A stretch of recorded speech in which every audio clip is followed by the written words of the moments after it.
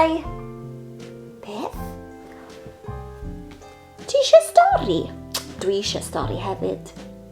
Ydych chi'n barod am Amser Stori Atebol? Gwych. Nawr de, pa stori sydd gyda ni heddiw? Paid a Phoeni. Barod? Roedd Douglas a'i dad yn chwarae. Be sy'n tu ôl i'ch cefn, Dad? Gofynnodd Douglas. Dim y llaw yna, y llaw arall. Gwynodd Dad. Rhywbeth i ti. Roedd ganddo het wlân newydd. Waw! Dywedodd Douglas. Diolch, Dad! Doedd Douglas erioed wedi cael het wlân o'r blaen. Roedd yn edrych ymlaen at ei dangos i'w ffrindiau. Edrych ar ei ôl hi, meddai Dad. Ond roedd Douglas wedi mynd. Edrychwch arna i, gwaeddodd Douglas. Het cŵl, Douglas, brefodd y defaid. Dwi'n gallu gwneud olwyn dro wrth ei gwisgo, gwaeddodd. Ac fe wnaeth un arall, ac un arall. Roedd rhywbeth o'i le. O, no! Meddai Douglas. Roedd ei het wlân newydd yn un llinyn hir fel spaghetti. Roedd hynny ddim fod i ddigwydd, meddai Douglas. Paid a Phoeni, Douglas, brefodd y defaid. Mi wnawn ni ei thrwsio. Dyma nhw'n rolio ac yn gwasgu'r cyfan yn belen siap het. Naiff hyn y tro, gofynnodd y defaid. No, atebodd Douglas. Mae'r fuwch yn llawn syniadau, meddai'r defaid. Bydd hi'n gwybod beth i'w wneud.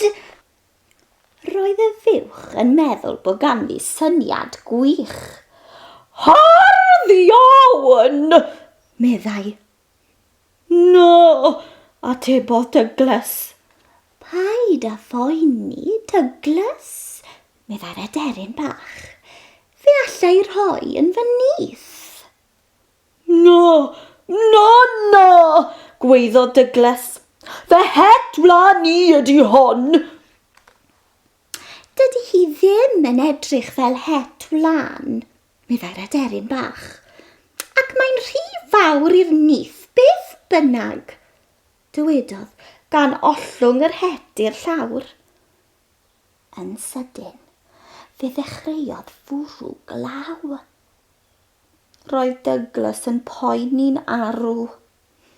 Beth mae Dad yn mynd i ddweud? Gofynnodd yn ofnus. Daeth cwningen i'r golwg. Diolch, Douglas. Dyma'n union beth dwi angen i lenwi'r twll yn y to. Dyna fy het wlân newydd, llefodd Douglas. Mi gefais i'n anregan, Dad. O, sori, meddai'r gwningen. Wyddwn ni ddim. Cer dyma, meddai, gan sychu trwy'n Douglas. Beth nai?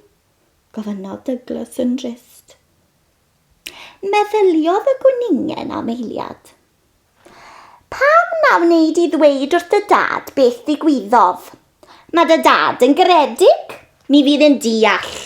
Efallai fod y gwningen yn iawn. Cododd Douglas ei het spaghetti wlyb o'r llawr a cherdded adref yn araf. O, Douglas! Orchneidiodd ei fam. A molwg wir! Ble mae dy het newydd? Gofynnodd ei dad. Dywedodd Douglas y cyfan wrthon nhw. Paid a Phoeni, Douglas, meddai Dad. Mae gen i anreg i ti. Defala beth ydy hi. Doedd Douglas ddim yn siŵr. Dyma fy het i, chwarthodd Dad. Byddi di'n ddigon mawr i'w gwisgo rhyw ddydd. Dwi'n hoffi'r stori yna. Ydych chi eisiau gweld yn het wlân newydd i? Mi fydd hwn yn cadw fi'n gynnes iawn yn y geia. Hwyl fawr!